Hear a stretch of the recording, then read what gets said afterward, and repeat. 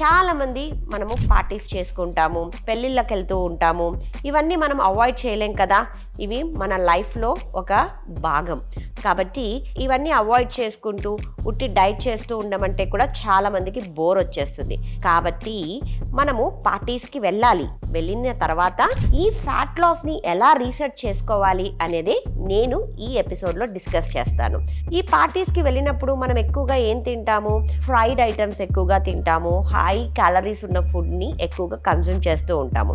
దీనివల్ల next day మన weighing స్కేల్లో ఒక 2 kgs ఎక్కువగా కనపడతాము. దాంతోపాటు మనకు కాన్స్టిపేషన్ వస్తుంది, బ్లోటింగ్ ఉంటుంది, అసిడిటీ ప్రాబ్లం వస్తుంది, మన ఫేసు పఫీగా ఉంటుంది.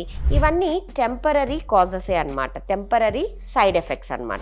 ఇవన్నీ తగ్గించుకోవాలి అంటే దీనికి మనము ఒక 3 days క్లీన్ ఈటింగ్ ప్లాన్ని చేసుకోవాలి. ఈ క్లీన్ ఈటింగ్ ప్లాన్ చేసినప్పుడు ఏమవుతుంది అంటే మన బాడీలో బ్లోటింగ్ తగ్గుతుంది అండ్ అసిడిటీని తగ్గిస్తూ అండ్ మన వాటర్ స్టోరేజ్ ఉంటుంది కదా, ఆ వాటర్ని అంతా బయటికి పంపించేసి మన వెయిట్ని మళ్ళా వెయిట్ లాస్లోకి రీసెట్ చేస్తుంది. దాంతోపాటు మన క్రేవింగ్స్ని తగ్గిస్తుంది అండ్ మెటబాలిజంని పెంచుతుంది.